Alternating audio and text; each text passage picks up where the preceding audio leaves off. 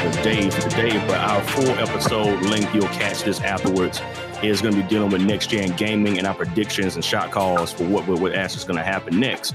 But I gotta let my people on the line talk about themselves. I got Matt. Matt, can you introduce yourself to the people? Hey, what's going on, everybody? My name is Matt. I am the host of the BG South Gaming Podcast. You can find me on most major platforms, namely Apple Podcasts, Spotify, and I talk about just the latest, greatest news that kind of drives the business forward. I do a lot of ranting and raving, unfortunately. There's a lot of stuff to really get upset about in the video game world. But, as you know, I do it pretty regularly, at least 2-3 episodes a week. I try to stay consistent. So tune in anytime. Cool. Appreciate you, man. And I also got Jay on. How you doing, brother? What's going on, man? What's going on? Talk to me, man. Like, what you got going on? So this is your boy, Jay. Also go by Mad Jack of Mad Skills Gaming. Also, if you're a big fan of anime, follow my Facebook page at We Talk Anime. It's called Anime Fanatic. Also, with that, we also do open arenas. If you want to test your skills against me, against some of the other men, you know, we want all the smoke. So come test your skills. We do fighters, we do Tekken, we do Naruto, you name it, we got it. So, hey, I'm a witness to these boys. They take that stuff serious, yo. So if you coming, man, you better make sure you got a full clip and backup bullets. And last but not least, man, we got a recurring guest now. We got Bobby Stills. How you doing, brother? What's going on, guys? It's your boy Stills, aka Mr. Back in the Building, and you can catch Back in the Building, and you can catch me on youtube.com/Stills Forever, and that's going to be STEELZ 4EVR. Awesome. Yep. Oh, you can say some more. No, that's good. That's good. I was like, you got a lot going on. Yeah, I was lying. Yeah. But basically, just the YouTube channel. We're doing playthroughs. We're going to be doing some live streams.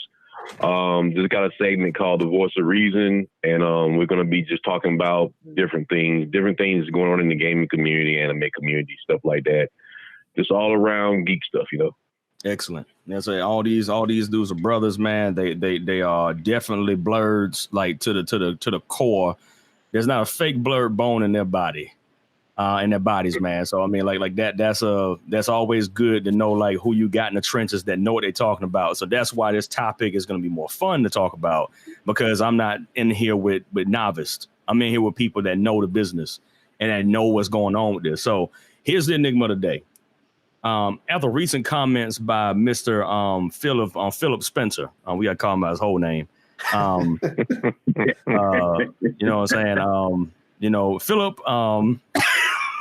Philip said, Philip J. Spencer. Yeah. No, it was Philip J. Spencer. You know what I'm saying? Philip J. Spencer said that, and I quote, exclusives do not matter.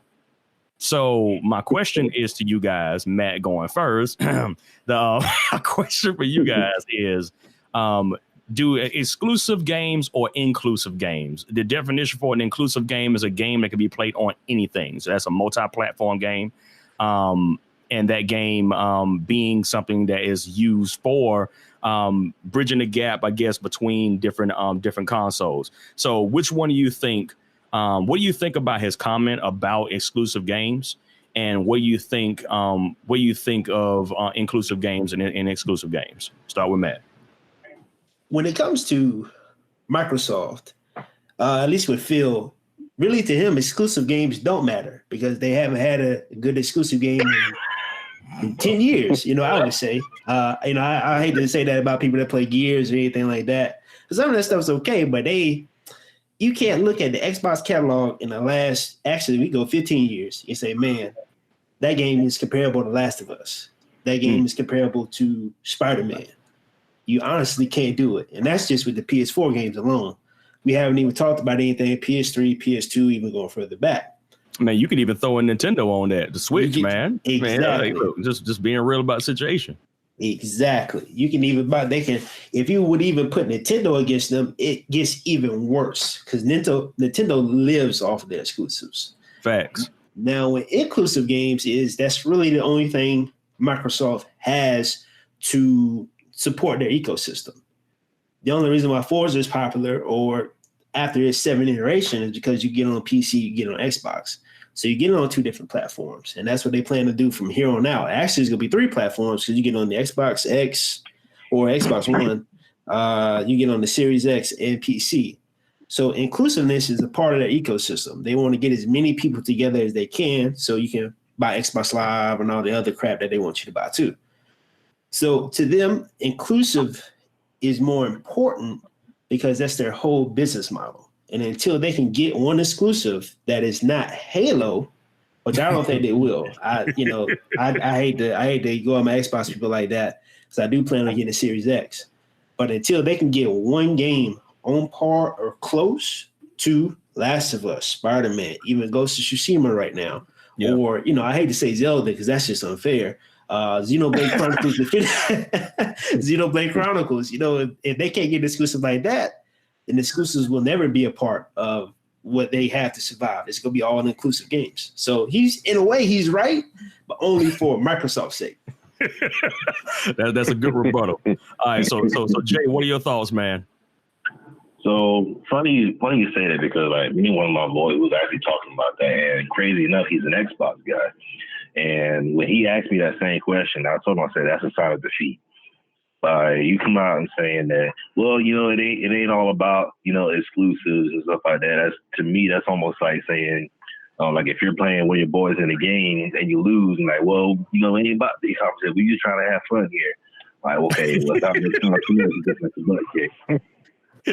But I can understand why he would say something like that because, like my boy Matt was saying, there really is no exclusives for them. And all the exclusives that they have, even the Xbox players don't play them.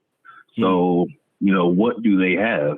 I mean, they got Forza, but that crowd is so small that they really can't think on that.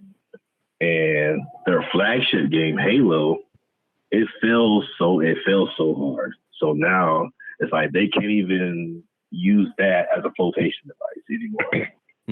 Because they put so much weight on it, even with the best flotation devices, you put too much weight on it, eventually it's going to sink. And that's basically what Halo is. It's their flotation device. And over the years, they put so much weight on it, it's not even going to keep them afloat no more. And with the inclusive games, I can see that being a good thing as well, because it gives free reign to the cross-play games that they're trying to get into now, where it makes it easier for your Xbox to PC, Xbox to PlayStation, So now they can actually draw in the crowd that they normally would not get on their own. That's so right.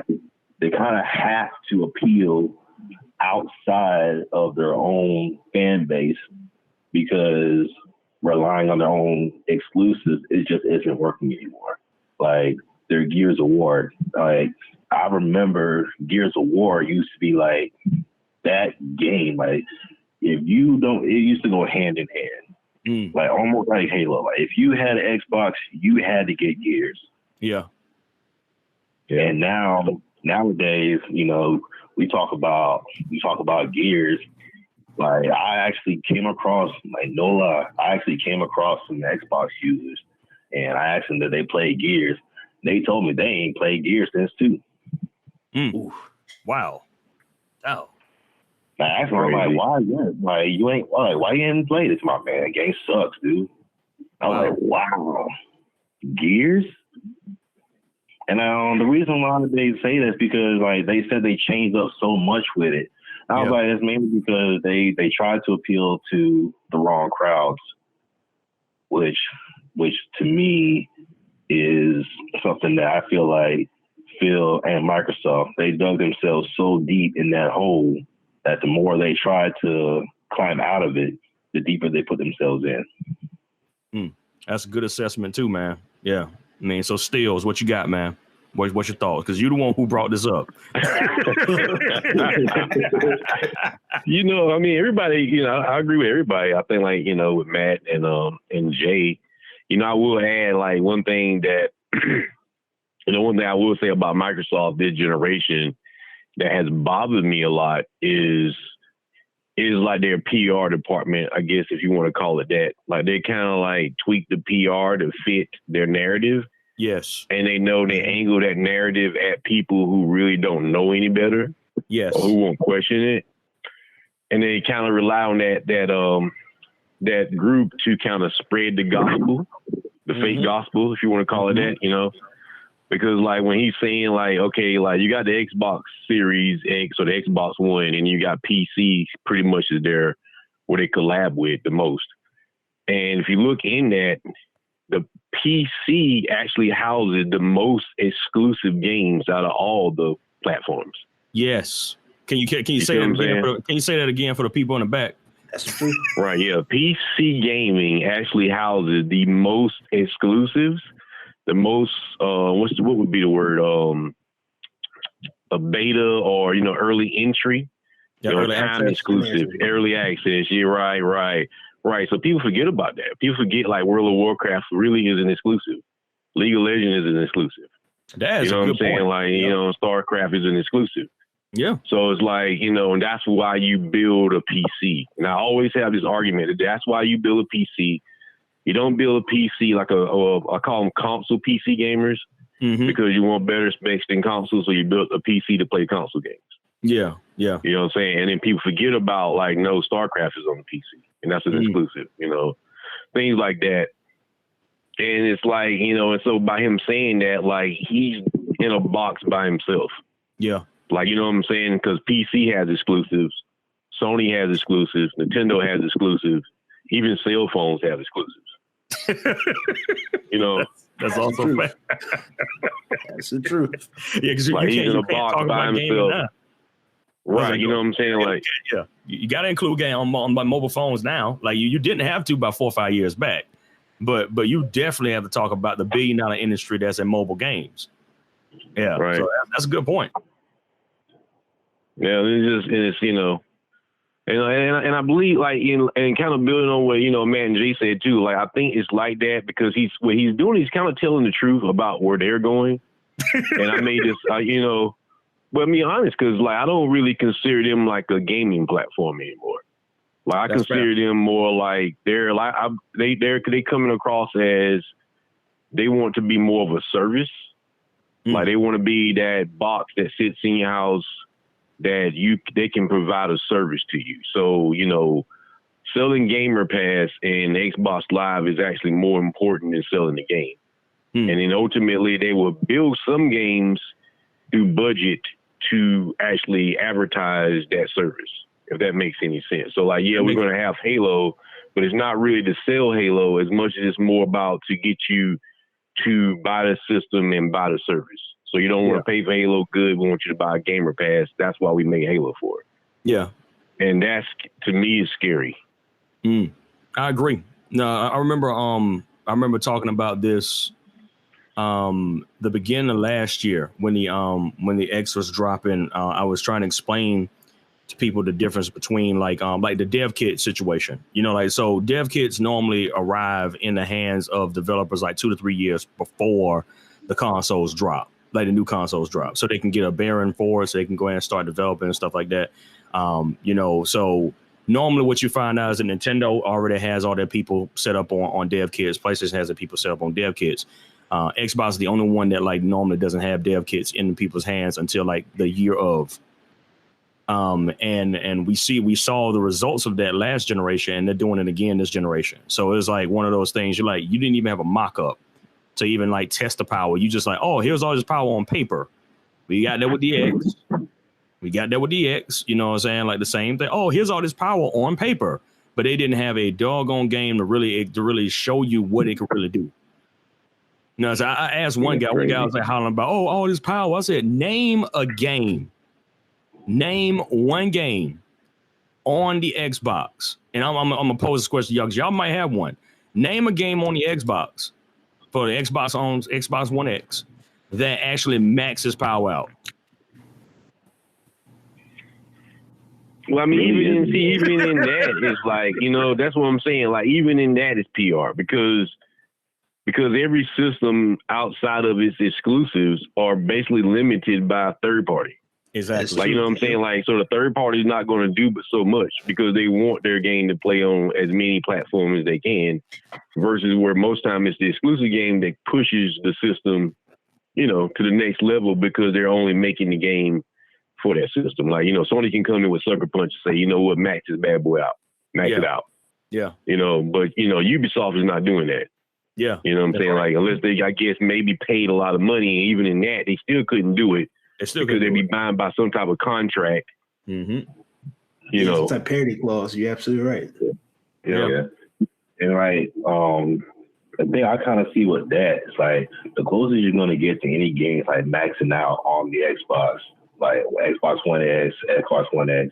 Anything gonna get close to that would be Forza, and even then, that's not even maxed. Yeah, it's true. Like, and it's like, and then another one that'll be close to that is Ori. And games like Ori is beautiful game. Yeah. Yeah, very beautiful. I love it. The art is good, music is good. But the problem is the reason why Xbox don't get more games like that because that's not what their fans want to play. Yeah. That's the problem. Yep. We saw this like with I'll let you go in a moment, Matt, but we saw it with the 360, you know, with Blue Dragon, Lost Odyssey, you know what I'm saying? Like games that were lit. Say it again. Yeah. Lost Odyssey, and Blue Dragon, lit games. One of them characterized by Akira Toriyama, the guy who built Dragon Ball Z for people that don't know who that is. Blue Dragon was actually drawn and story crafted by Akira Toriyama, and it sold pennies on the Xbox. And I was like, you got these two dope games that I would probably buy an Xbox for. That for some reason, and Lost Odyssey had some of the guys that helped build Kingdom Hearts on it. Final Fantasy, yeah. Final Fantasy. Tales of Vesperia's Will. Don't forget that one. Yes, sir. I mean, like so we sitting over here looking at games that were like lit that their people just didn't want. You know, so I mean that was even like with Scalebound. You know, like even though it didn't release on the Xbox One, you know, Scalebound is one game. I remember all of us said this when we saw it. Like that's a PlayStation game. Right. Exactly. Well, like, that's a PlayStation game, yo. Hey, that's like version right there. Yeah, for real. You know what I'm saying? I was like, that's a PlayStation or a Nintendo game. That would sell game busters on them, but on Xbox, nah. They gonna see a dragon sword and no multiplayer, and they're immediately like, oh, this game is stuff. It's a trash game. I'm like, okay. So but I just thought that was very interesting. Go ahead, Matt. Give your 2 cents on the situation. Go ahead, bro. All right. So in my opinion, there are 2 games that took full advantage of the Xbox Series X. Well, it is Assassin's Creed Origins. Mm-hmm. That looked really good. I thought that was great. Yeah. And the other one was Batman versus Superman because that was a really good 4K Blu-ray player. That took full advantage of it. That's it. Yeah.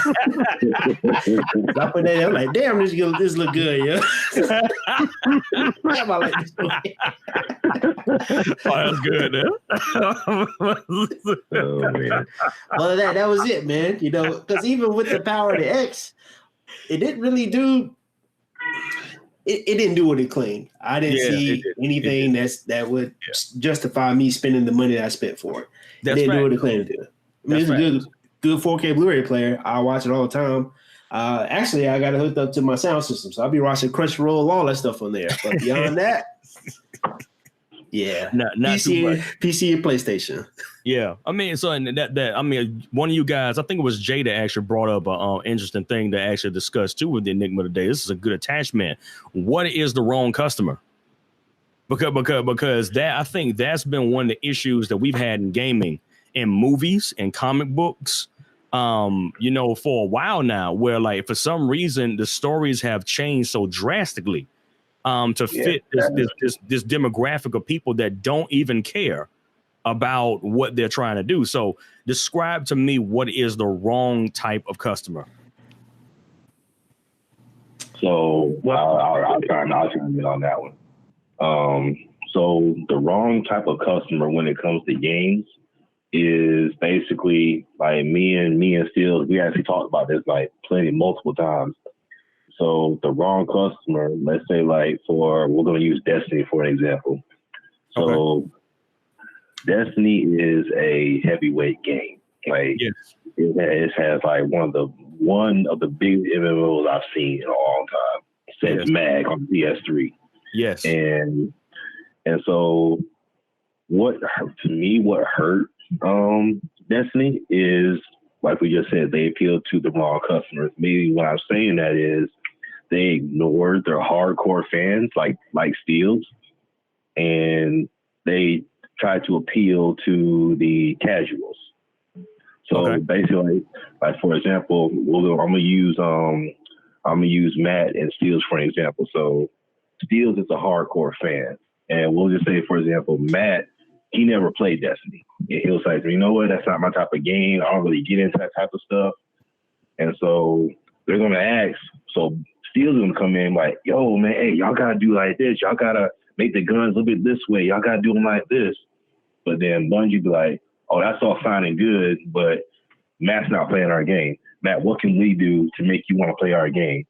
Oh, well, y'all can do easier bosses. I might play it then. All right, let's cut the hell down on the bosses. What else do you want to do? Hold on for a second, Jay. Steels, how does that make you feel? I mean, he's describing it to a T though. I mean, that's we talk about that a lot. Like I think me and you kind of touched on that during the last time I was on, to where I don't think the big corps understand that it's like your initial fan base has to be your corp fan base, because that's the part of the machinery that keeps everything turning. You know what I'm saying? Because it's like, even if you go back with Sony with the PS3, I think that's something they learned and went back to. It's like, okay, let's follow this Microsoft online new thing that's casualizing, getting all these people to come in, and you have Sony doing that, which is cool because you want to reach new people, but at the same time, you don't want to lose what makes you what you are at the same time. So then, about 2 years in, you watch Sony do almost a complete 360 and go back to, making those exclusives, certain types of, like, even if they're niched, it doesn't matter. You know what I'm saying? Because this is what keeps the core turning, and the casuals just going to be casuals anyway. Like, you don't really have to do very much for casuals, because they're just casual. So they're just going to ride. They're just going to ride what wave they're going to ride anyway. Yep. So Jay, go ahead and pick back up from there. I want to get Steele's reaction, because I heard the chuckle, almost like I could feel his head shaking when you said that. Yeah, Bungie, and that's one problem with Bungie. You know what I'm saying? Like Bungie, and I'm just throwing it out there because we're just being honest. Yeah, it seems to be more of an American problem than what I'm saying? Like even with Bungie, and Activision and EA. Like, it seems to be more of a problem from an, I guess if you want to call it American, company, developer company type situation. Right. Yeah. All right. So Jay, you have more to add on? Yes. I mean, like, that's one example, feeling sorry to the wrong customers. And like, I'm going to go with my favorite genre, fighting games. When going into the SGC community, if you guys who's listening today, if you're not really big on FGCs or fighting games, FGC stands for Fighting Game Community, and so there's a lot of talk when it comes to these certain fighting games. I'm gonna pick on Injustice 2 and Tekken 7. So please pick on Tekken 7. We're gonna talk about Tekken 7. Now, I'm a big fan of Tekken. I love Tekken. I've been following Tekken since the PS1. Absolutely. And so the whole guest character thing, I can see where they were going with it by bringing in, popular game characters, by trying to appeal to what I say the wrong customers, because you're bringing in Negan from The Walking Dead for no reason. He has no reason to be in that. And then you're bringing in Noctis from Final Fantasy. Yeah, that's the one that got me. I was like, Noctis. So Noctis is a fighter in Tekken. I was like, this game is now officially trash. No. So the crazy thing about that, what a lot of people don't know is that when they brought in Noctis, it almost killed the Tekken franchise. That actually makes sense, though. I used to play Tekken tournaments and in national when I was younger. You know what I'm saying? So I got to like 4, and I just put the controller down forever. And people are like, why? I said, because you guys have dumbed this thing down to the point that when my finger presses this button, it does not react. Mm-hmm. And one guy had the audacity to tell me that I didn't know how to do my combos. I'm like, suck, if I had a console right now and I put in Tekken 3, I would smoke your behind 3 times before you can put your fingers on it and on the doggone keypad. Like I would dust you right now, but because it's so it feels sluggish to me now. Like the newer games feel real slow. The reason why it's like that now is because they're distancing themselves from the arcade play style and more on the competitive play style. That's the main reason why. Okay. And one good example is I was playing one of my boys. He's from one of my college buddies. You know, he would always tell me, "Yeah, man, I was taking on everybody in my dorm room. It's I can get you too." I promise you can't. And he was like, "Let's go." And I was like, "All right." I was like, just to prove my point, I'm going to play with somebody I never use. So I picked Kazuya. Now, I've never, since Tekken 1, I've never played with Kazuya. I hate the guy. I don't like the way he plays at all. I'll lie to you not. I only use 3 moves. I beat this guy 15 times back to back. So he was like, "My man, I don't understand. Like, I'm going to tell you why I won so many times. It's because they distance themselves from the arcade play style. And the reason why is like with the arcade play style, it's more faster. So they slowed it down because they want to appeal to the casuals again, which I did not like because your casuals were saying, well, the controls are too hard and you have to input too many commands to do a certain move. I'm like, well, that's because Tekken is a skill-based game. Exactly. Yeah. And so, sadly, to me, what just hurt Tekken was just simply because, like, okay, well, they were saying that, you know, it was too hard and, you know, stuff like that. So not only let's nerf all of our characters, not some of the characters, let's nerf all of our characters. And not only that, let's put in some guest characters who are very popular, and we know that they'll want to bring them in.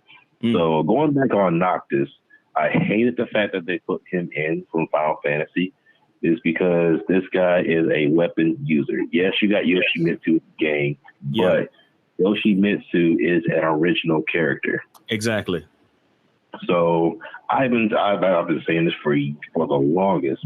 Noctis belongs in Soul Calibur, not Tekken.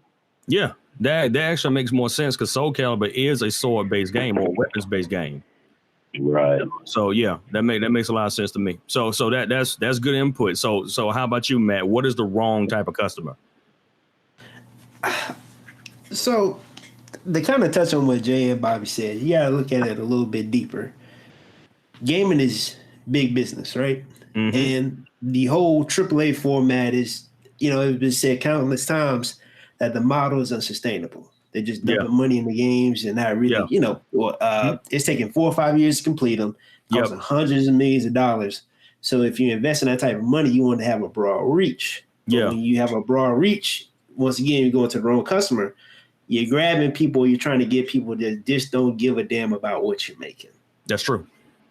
And especially what happens a lot with EA, Activision, some of the big guys is that they want to reach these people and they're willing to do whatever it takes to get to them. And if you go and you look at Bungie with Destiny, Bungie had to buy their souls back from Activision just to make a decent game. That is quite true. Buy their soul back. So like that's a good point as well, because we have so many people that are signed under major corporations now that don't have freedom. You know, I can think, like one of my favorite developers, BioWare, I feel so bad that they're with EA. Yes. You know what I'm saying? Like they're Anthem is probably like the best symbol for corporate greed that I've ever seen when it came to gaming. Top to bottom. I mean, like on a real, I mean, like literally the game was called Beyond. You know, and it was a single player game with a fully functional storyline that EA board members said, you know what? Nah, man, we don't want that. Screw a game that's good.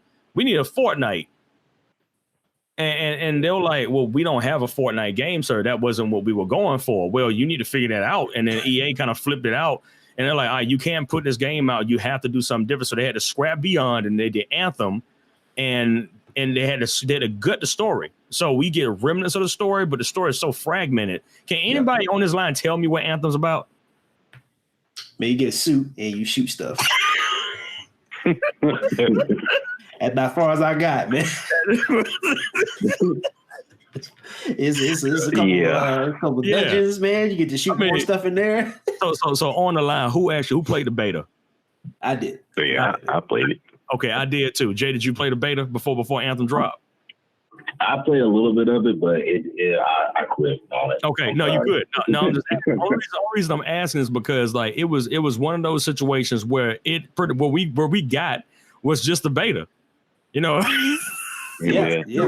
we got no story. We got no story. We just got, hey, guys, play this game so we can fix it. That's pretty much what we got as a release title. And that was because of corporate greed. That was because guys was like, you know what? We could stand to make more money if we made this into like a Fortnite clone and we made all these skins and stuff and people just buy money and just pump money into it.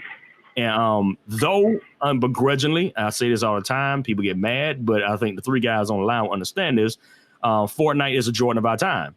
You know, when it comes to game, because it changed so much, doesn't mean it's the best and the greatest of all time, but it is the greatest right now.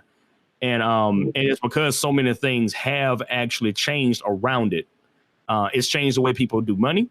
It's changed the way people do business with video games. But because of that, you know, it's pretty like Call of Duty was the last one. Halo was the last one before that.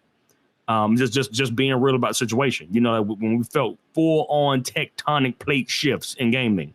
You know, it's Halo 1, Call of Duty Modern Warfare, the first one, and Fortnite, because we didn't really have one in between that. Nothing like it. Right. You know, Fortnite's so big. You know, this is one thing I've been thinking about for a while too. Fortnite is so big, it can actually affect the sales of the PS5 and the Series X. Yes. It can literally affect the sales of those consoles. Yes, because sir. if people don't have a reason to upgrade from a PS4 or Xbox One to those, Fortnite might be the reason, you know. Fortnite might be the thing to affect the sales. There's gonna be a ton of bundles with Fortnite. Trust me. I bet you there will be because right now they have their foot on the neck of gaming. When we thought we were off from under the tyranny of Call of Duty, and we were like, oh, thank goodness we finally got away. Fortnite's like, sucker, where you going? Yeah. Well, see, I would like. But see, that's the problem, though. Like that, you know, don't get me wrong. You know, I agree exactly what you're saying about Fortnite being that game. But that's the very thing that killed Microsoft. Yeah, it is. Because remember, like coming into the 360, a lot of people forget, like how you named out, there was Blue Dragons and Lost Odysseys, and they don't remember that. You know, like Oblivion was on the 360 first, and you had like you know, Tales was on there, and they had all these exclusive Alan Wake and all these different games. It was more of a gaming console. No, Mass Effect. And then, Mass Effect. Yeah, Mass Effect. And they had the opportunity to buy BioWare. Yeah, you know what I'm saying, but it didn't. And it was because of COD and Halo. Yeah, because they was riding basically the Fortnite. Like, why would we need that? You know, why would we need that? Why would we need that? And even going into the Xbox One, they was riding that wave because you know, being honest. Like when the 360 came out, I actually played my 360 more online, and then I played my PlayStation more for like exclusives and story-based games. Yeah, and you know, so I was still going to E3, excited. You know, I'm like, okay, yeah, Microsoft haven't put no games out, so they're gonna show Alan Wake 2, and they're gonna show Left 4 Dead 3, and they're gonna show all these games, that they've been just hosing. And then when they showed the stuff, I was like, Darren, where's the games? But they were still riding that coattail, and then, everything had to normalize at some point. Yeah. And when things normalize, the people who bank too much into Fortnite, they're gonna be, you know, what happens to EA then when, you know, when Apex Legends, you know, it normalized. You don't have dead space to catch you, or you don't have, you know what I'm saying, your core games to catch you. You know, and that's one thing I give Nintendo a lot of credit for. Like, they will never leave their core games because of the fact that they know that, yeah, Fortnite's on our system now and it's selling, but when it fades away, we will always have our Pokemon. Yeah, exactly. When it fades away, we'll always have our Zelda. Yep. Man, like, and that's interesting because, like, you think about, like you said about Xbox, you know, they still lost last generation.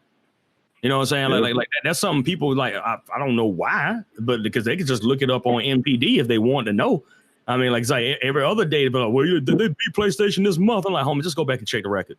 Like, just go back and check the final count. You know, PlayStation outsold, PlayStation 3 still outsold Xbox 360 due to perseverance. You know what I'm saying? Like they still beat. They put Xbox in third place. This generation, Xbox in third place again. You know what I'm saying? So it's like you hear Philip talk. You know, Philip J. Spencer. You hear him talk, and you're sitting there thinking to yourself, you're like, is either this man is delusional, a pathological liar, or he actually truly believes that this is true. Because I remember now in 2017, I'm gonna take you back down memory lane for a second. In 2017, we had the same situation with him open up his mouth when the Nintendo Switch dropped with Breath of the Wild and PlayStation came out Horizon Zero Dawn. He was like, "Yeah, these games don't have legs." We're like, "What?" Yeah, on the real, you can look that joint up. Like that, yeah, I remember. Look that joint up, yo. Like, homeboys, like, those games won't have legs this year, and surely, as we all know, the game had legs. Both of them. The whole year. 2 legs. Like, you know, like they had full on longevity. The whole year, people were talking about Horizon and Breath of the Wild. What did they have to talk about for Xbox? We cannot remember. I can't even remember a game that year that mattered that came out their doors. I got a theory on that. Got a theory on that, and it plays into the broader spectrum of everything. Is a lot of times with Sony, Nintendo, their objective is to make a good game, and they made the game good. People just buy it because, man, this game's awesome. Yeah. Microsoft, EA, Activision, their objective is not to make a good game. Their objective is to make a game that makes money. Yes. And that doesn't last. That's not sustainable. And even Take-Two. Oh, all right. So I don't know if y'all been listening to the podcast, but I've been up Take-Two ass for about 2 months. I bought WWE 2K20 at full price, $59.99. I bought it digital like a dummy. So some of that's my fault. But how has your game come out broken, messed up, don't work, animations are terrible, everything don't work but the microtransactions. They work. You best believe microtransactions gonna work, bro. I mean, you already know. You already know. They're like, you shooting and it's going in a 90-degree angle, but you know, give me $10 more. You give me $10 more, and I promise you, I can change this color on your suit. You know what I'm saying? Get the hair color straight. You know what I'm saying? Oh, you didn't. Oh, you talk. Oh, don't even worry about that. You did a double jump and they only did half and one. Don't even worry about that, bro. I tell you this though, we got that $5 pack. They give you some new goggles, and you know, it's live at $20. It's live at $25, man. Yeah, pretty much. You know what I'm saying? Like, it's like well, see, that's my going into that. That's kind of like my issue with, you know, like, people when they say like, okay, you know, the $69 thing next gen, you know, really, it's like, I can't see, like, cause technology, okay, as technology advances, things gets easier, right? So ultimately the cost of making something actually goes down. It should actually go down. Yeah. It should get easier. It should go down. You know what I'm saying? You should be able to figure out a way to make something cheaper but more effectively, and if that makes any sense. That makes sense. Only in gaming, because like if you go to music, you know, like people say, well, why spend all this music money, you know, buying these MPCs that's $2,000. So like, you know, that was like 20, 30 years ago. So, you know, now, you know, you buy some computer programs and you buy a MIDI board and pretty much it does the exact same thing, which is a lot cheaper. So people can record from their houses and stuff, you know, same thing with like TV shows and stuff, but only almost in gaming does it actually quote unquote, as they tell us, it keeps getting more and more and more expensive. Yeah. Which is fine if I see it. If you give me a game where I see like, okay, like there's still Grand Theft Auto out there. So it looks nice. And you get a full game. And then in the back end, they put a whole, like a secondary game where it's online. So, through common sense, I kind of figure it costs a little bit of money to make that. No so offense, if you ask me, that game still looked the same it did in 2012, 2013. Like, that's no shade. I'm just calling a spade a spade. I know. Yeah, but I get functionality of the game. Continue, sir. Right. When I'm just like, if you go back to 360, if somebody would have told me Grand Theft Auto 5 was $69 on the PS3, but it comes with 2 different parts, then I might be more opted to pay the $69 because I feel like I'm getting 60 to 100 hours of gameplay and the solo stuff, and then I'm getting unlimited access to, the online portion of the game that you're going to be updating for free. Yeah. So, but you fast forward and they got us paying $69 and all this other stuff, and we're not even getting, like, you look at stuff like Fortnite and Apex Legends, it's free, but you're not even getting but one map. Like, you're getting one game with one map, you know what I'm saying? And like, if you pull Bungie into it, it's like, they don't want to give you nothing but a gun. And it's like, it's reskinned. And then they get online and cry about, you guys don't understand it takes time. I'm like, yeah, I understand it takes time, but that's the same gun I had in D1. You know what I'm saying? You can't sit here and fool me to believe that it took 2 months to bring a gun over from D1, no matter what type of dev kit you working with. You know what I'm saying? Yeah, you're right. So it's like, go ahead.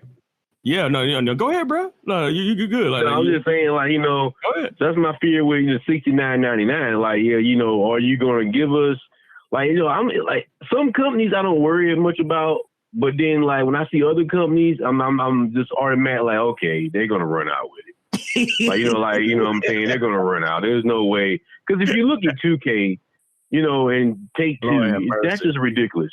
Because ultimately, it's the only game I ever seen that people would come in and spend $59 to $100 on, and then buy more VC, like spend more money in VC that same day than they would actually own the game. I mean, like, there's some type of way. VC. Yeah, facts. I mean, there's some folk I remember, watching them. They're like, "Yo, I'm gonna cop this $100 Legends Edition." And I'm like, okay, they're like, yeah, but bet I need to go ahead and throw down another 2 because I need that visa. I need my dude to be fresh tonight. I'm like, wait. You're enabling. This is the equivalent of watching a crackhead and throwing him $100. Yeah. You know what I'm saying? But the crazy part about it is, 100. Go figure that out. It's like, but the crazy part about it is that that's the first game to $69. That's true. Like, how crazy is that? Like the game that doesn't need it is charging $69. Because they're going to make all their money on VC anyway. And you got people spending, like, it's almost like common to say, okay, like every time somebody buys 2K, that they're literally going to spend probably $20 more just in extra VC that week. You know what I'm saying? So you're basically getting, because the VC is free money. Like, it's not like it takes anything to make it. Yep. You know what I'm saying? So you're basically, I can imagine what the average selling point the 2K actually is. So it has to be about $80. Yeah. You know what I'm saying? Like, even if you're buying it for $59, you're still spending 20 or 30 more. So the average customer, Yeah, but the crazy part, that's the first game that's $69. Yeah. It's not Halo, it's not Last of Us, it's nothing exclusive. It's a game like that. $69. So to add on top of that though, because you're right. The only reason they're doing this is because the people are letting them do it.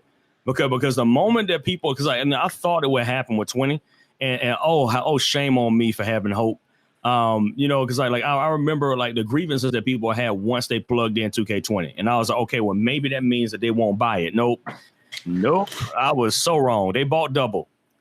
Yeah, they bought double. I was like, who says that? This dude, you wrecked my car. Give me 2 more cars. Who does that? I mean, like, you know why? Because that's why, like, I'm still like to tie this back to Microsoft, but that's why Microsoft likes that crowd. And I'm not, listen now, I mean, I buy stuff online myself now, so I'm not like I'm guilt free of not buying some microtransaction at some level.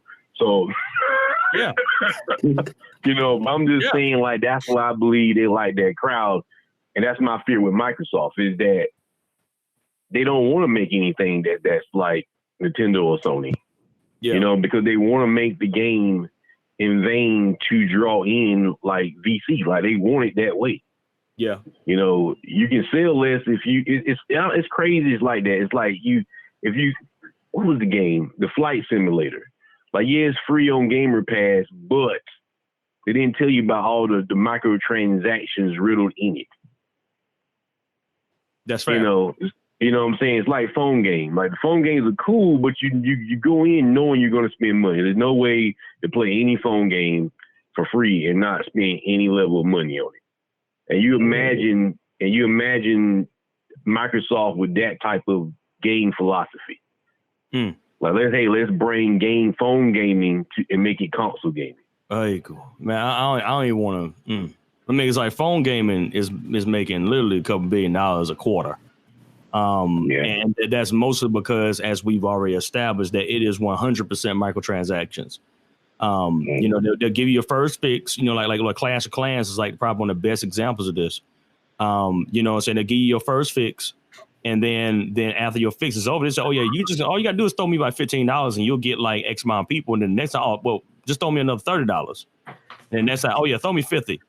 You know, and they keep going up and up and up and up and up and up, and people don't pay attention to it because to them it's like escalation.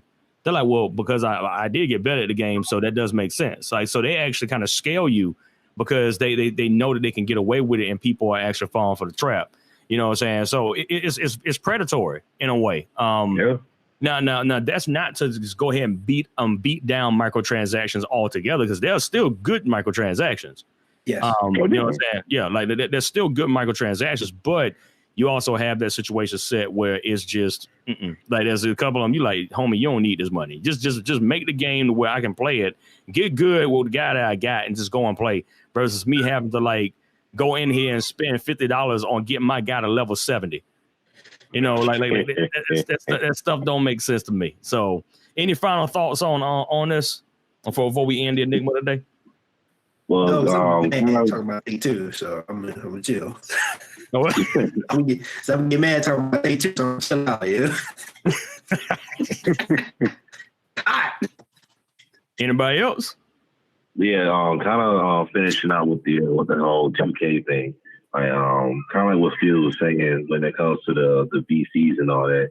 They kind of put themselves in a situation where they have to buy the VC because they won when you buy it. Like, it's gonna happen, even with 2K21. It's gonna happen. Yeah. Like, if anybody is listening, mark my words. Remember these words. When you buy 2K21, the day you go to my park, if they do my park again, you are going to see 90s, 95, 98s. Yes. And like, it happens every year at my job. I mean, Steels can vouch for me. Like, we tell people, like, you might want to get some VCs because if you don't, you're going to get smoked out there. And they'll tell us, nah, I'm good. I'm going to grind it out. Like, the only thing we tell them, right. Only thing we say is, all right, we'll see you in an hour. I mean, because it's like a trap. You know, like you may have the right train of thought going in, but when everybody in the park is already paid, and I mean, you kind of left with two situations there. Like, either you're gonna lose for about 2 or 3 weeks straight until you level your character up, or you can just go spend, $20, $40, and then you can compete. So it's almost like you got to buy your way. It's like going to Rucker Park and then and you having to buy your spot. Like, well, I don't have 40. I don't have a buck. Well, you can wait over here until until we have an opening to where nobody's paying. You know what I'm saying? But if you got $100, you can buy in your spot. So it's kind of like how they got 2K. Like, if you don't pay, you're gonna lose. You're gonna lose. The fear of being left behind, I think, is like the enemy of this generation. Because when we were younger, and this is not like to get on an old man rant, like, well, when I back in my day, but just being real, but when we were younger, we had other alternatives outside of playing video games. And I'm talking about stuff that like didn't require you join the team. Like we could go in the woods, we could so we could like hit the block up, get the water hose ready. You know what I'm saying? Make sure you got your drinking water, the best drinking water on the planet. Make sure you got that stuff ready. You know, all those things were like equipped and ready to go for you to actually like, you know, be able to explore and do stuff. Now, man, like I think me and Stills, we talked about this on the last one. The issue now is that like it's so messed up now that they can't. Most of these kids can't go outside, and they're in danger. So now the status, the fun, and even the recognition and notoriety is all coming from video games, and that's a collision course that ain't good for gaming. You know what I'm saying? Like because there's no way that gaming can facilitate giving somebody that much power and status. I mean, like look at Ninja. You know what I'm saying? This is like Ninja's doing big things, but Ninja overstepped his bounds when he thought that the Mixer was going to be a thing. You know what I'm saying? Like he went to Mixer, like, oh, I can just leave Twitch and it won't matter. And people, but Microsoft gave me this check, and he went to Mixer, and Mixer was like, yeah, we're gonna do all these great things, and then like 3 months later, they're like, yeah, we can't do those great things. So you know, it is what it is. He still got his money now. Props to him. He still get his cheddar. But at the end of the day, all it takes is one other guy to be better than him, and that dude fades into the darkness. You know, so it's like you basing a child's on reputation and integrity on something like that. You know, outside of it just being a part of recreation, you know, like it's different. You know what I'm saying? It's a little different than, you know, oh well, we're gonna just play this game to have fun versus now I need to play this game because my friends are playing it. That puts a dangerous spin on playing video games. You know what I'm saying? So hopefully, you know, as time is going by, people will begin to understand it as great of a recreation as this is and how much we like to say gaming is life. You know what I'm saying? Like there's got to be a cutoff on how we actually deal with how we allow them to give people status, recognition, notoriety, and things like that. Because the E3s that we went to, there was nothing but a bunch of fake bloggers there. You know what I'm saying? Like I could smell them until they didn't play video games. I'm like, we don't play no goddamn games. When's the last time you played a video game? You know what I'm saying? Outside of like you having to stream it and be trash at it. You know what I'm saying? Like, when's the last time you actually did that? You know, girls and guys. I'm talking both of them. You know what I'm saying? Like just well, we out here at E3. I'm like, what's the last game you played? And you get a long And I'm like, you don't play games. You just know that you can play. You got enough charisma to play the crowd, and you can get them to give you money. That's the bad customer to me. Is that the bad customer is galvanized by the person that is a fake gamer. And that's what I was kind of saying like earlier. Like, I don't think it's sustainable. It's not. I don't think the gaming industry to where it wants to go, where it thinks it needs to go, and where it wants to go, I don't think it's sustainable. Yeah. Like I don't see that level of microtransactions being sustainable. I mean, at some point, the parents are going to pull the plug to say, hey, man, I can't give you $10, $20 every week. I can't come in here and give you $50 every week. I can't and buy you $69 games, you know. And that's when, you know, like, that's kind of like the complaint I have a lot of time with digital. Yeah. It's like, because when you go digital, you eat the cost. You eat in every cost that you drop. And there's no way to buffer it, to make it softer. There is no, you know, and I think that's where a lot of the, you know, anger comes from. Like, you go buy a game, you buy Anthem, you say you don't like it, you hate it, it's incomplete. Well, you know what? Too late now. You pay $59 for it digitally. It's yours. Keep it. And it's like, you know, and there's no way of getting out of it where it's like, well, let me take it somewhere. Let me sell it. Let me, you know, sell it myself. Let me trade it. The worst case scenario, you're getting $25, you're getting $30. It's something. And it's not really just to sit here and, you know, the throw a GameStop advertisement in it, but it's ultimately it's something, you know, and that makes you, it's the morale of it, you know, like it keeps your morale side. Like, yeah, I feel like the game was trash, but I got $30 and they helped me, and that helped me buy Ghost of Tsushima, which is an amazing game. Yeah, you know what I'm saying? So like, go ahead. No, you know, just saying that, you know, and you know, and it's getting to a place where you're losing, you're gonna lose a lot of stuff, and it's just like I don't think once it's gone, you know, like, you know, some people say, well, we share games, but I don't see that lasting once retail's gone, you know, and once you that, and you know, then the games are $69 now, then games go to $79, and then games have more microtransactions, and it's just, you know, I just don't see it being sustainable that way. You know, you think about movie theaters as a great example of this. Like especially now we're starting to see like more than likely in the next year or two, there's going to be a resurgence in drive-in theaters because Walmart is investing in that now. I mean, absolute genius move on their part. I'm looking at other folk like y'all people are stupid. I would have been putting money if I had millions of dollars. I'm like, yo, let's go ahead and start building up some doggone on drive-ins. Why? It's coronavirus is pretty much put in a place where most people will not feel comfortable walking into a theater and sitting beside a unknown person for 2.5, 3 hours. It's just not happening. I don't. Yeah. I don't. So what do you say, bro? I said I don't. Yeah, no, I don't either. I don't want to go to no doggone theater and sit beside somebody that I don't know. That more than likely was exposed or something. I don't want to do that. How in the world I look giving you $30 to kill me? How does that look? I got popcorn. Yeah, I bought popcorn and I bought a pretzel. I spent $50 in this dog. You already know.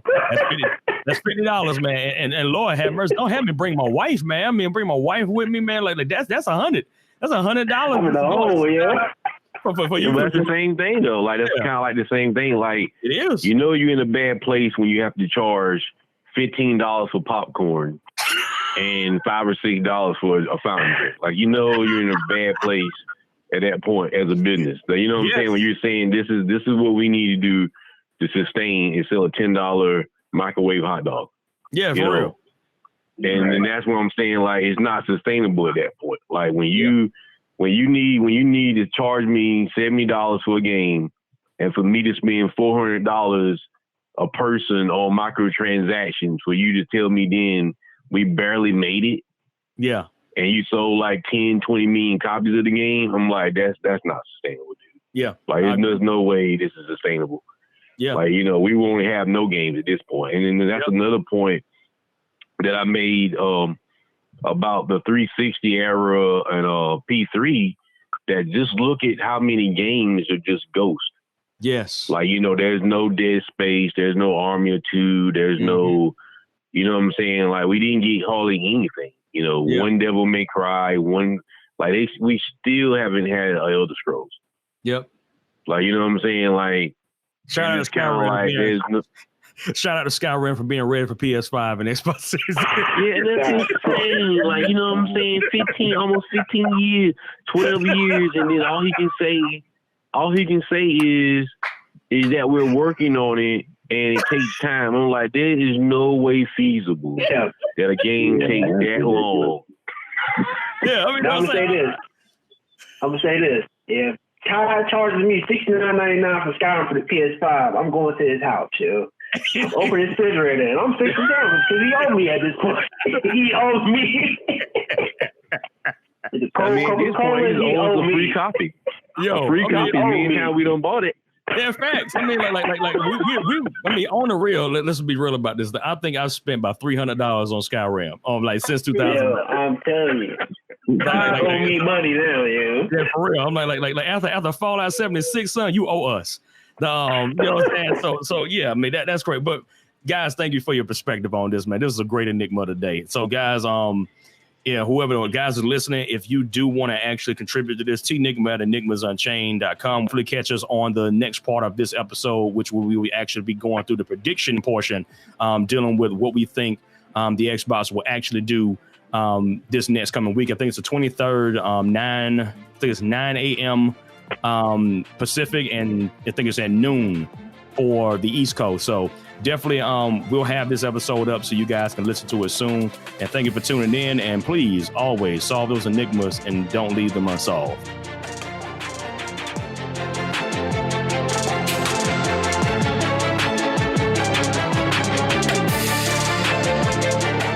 Thank you guys for listening to Enigmas Unchained. If you like what you heard, please follow us on Apple and Google Podcasts by looking up Enigmas Unchained. Also, you can follow us on Twitter and Instagram at Enigmas Unchained, as well as on Facebook by searching our name. Thank you guys for having us, and we look forward to seeing you again. Solve those enigmas. Don't leave them unsolved.